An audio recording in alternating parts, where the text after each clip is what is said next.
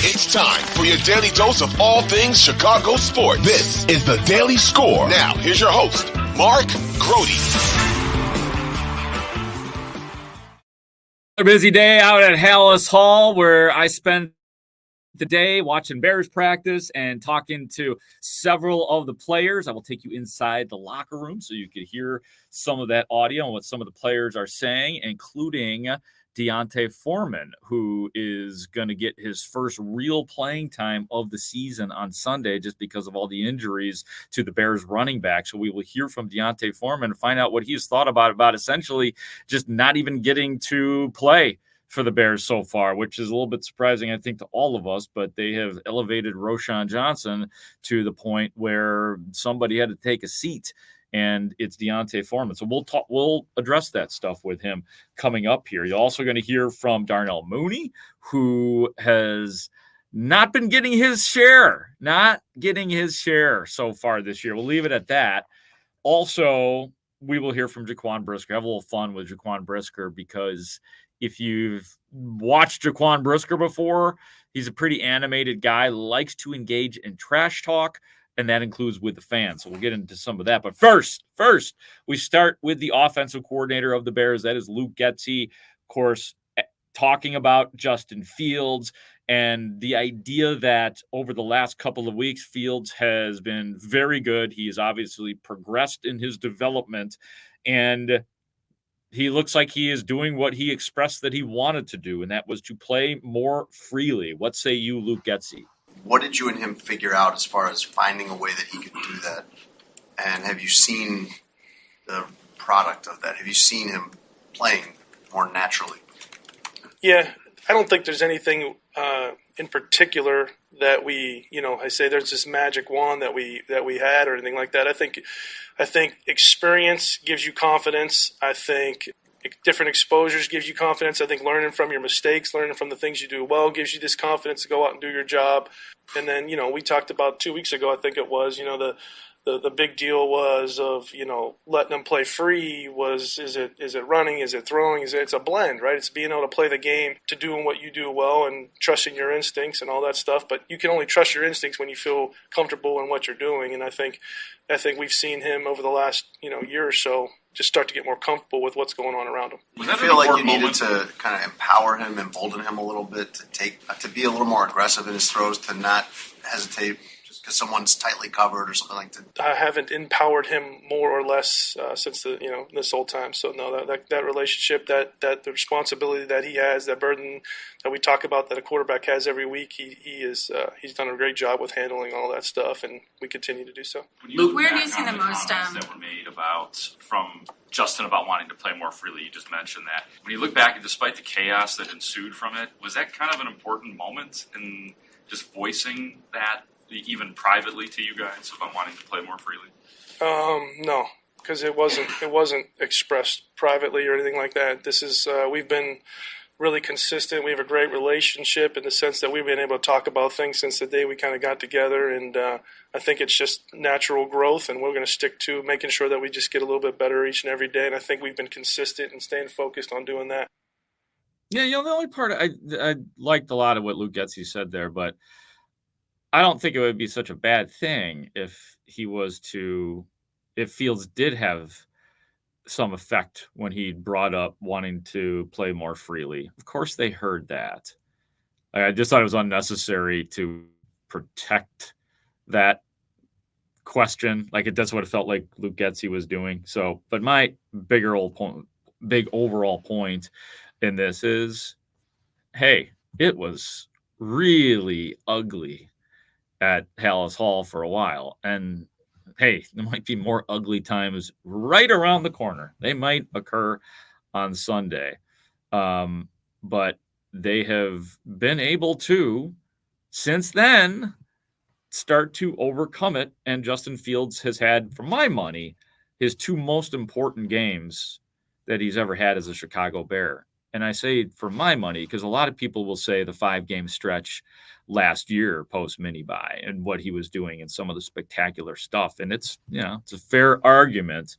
But to me, those 2 games that he had, Justin Fields, the previous 2 that we all watched and loved, those supersede the greatness that was Justin Fields with his legs last year. Yeah, I fully believe that. But so that's Luke Getsy just talking about. Everybody wants I agree with him in that there isn't just some magic wand or some trick that occurred. That of course this is the progress from a process, if you will, that is starting to show in a lot of other ways. But I do think that it's okay to say that, yeah, Justin Fields expressed some things and he did it pretty loudly. And so we moved the pocket a little bit, So that's Luke Getsy. Let's move on to D'Onta Foreman, who we really haven't seen play for the Bears because he's been inactive, not even suiting up for the most part for the Bears this year. But because of the injuries to Khalil Herbert and Roshan Johnson and even Travis Homer, look for D'Onta Foreman to be featured for the Bears against Minnesota. Here he is.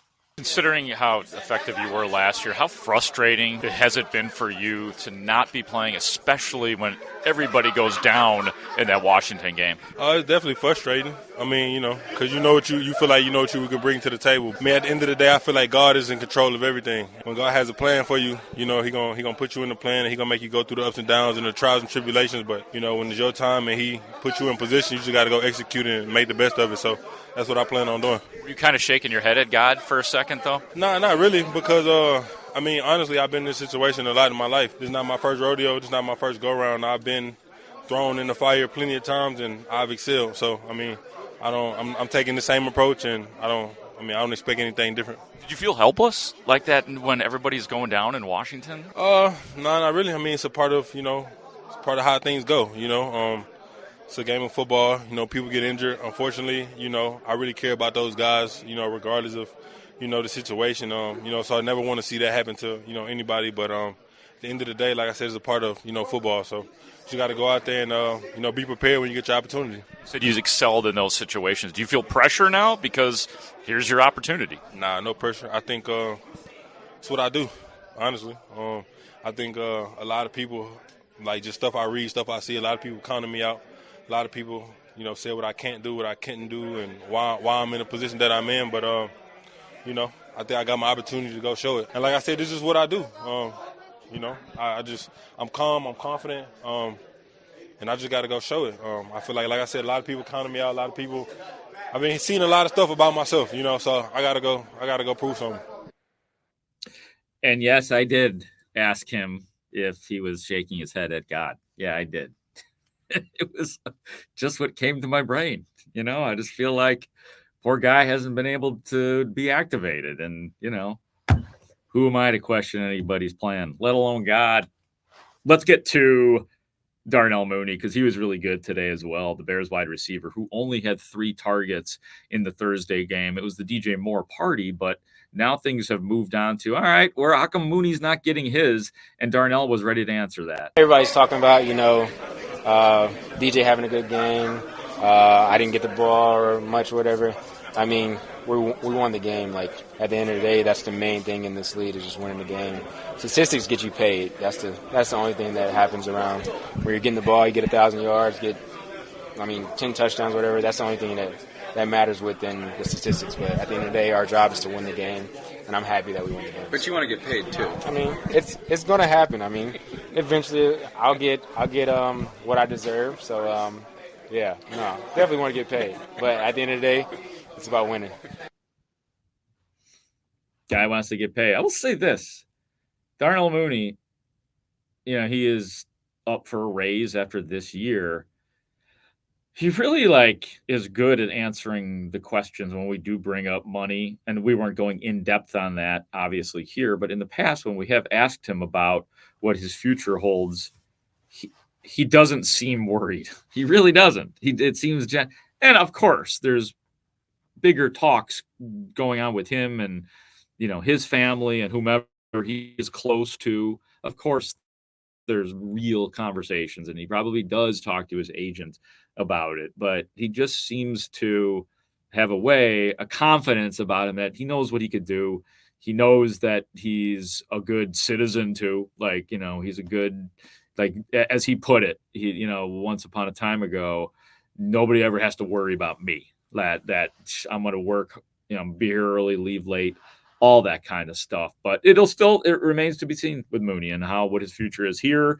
But right now, just be nice to see him get on the board against Minnesota. Last thing I have for you, a little fun stuff from Jaquan Brisker, who loves to trash talk, especially when it's the fans that he's trash talking, not Bears fans, but the opposing team's fans. Here's your safety, Jaquan Brisker. I enjoy it a lot, especially going to away games and like when the fans they either talking stuff to me or they think they're gonna get loud, and I like when they're quiet, so I love it.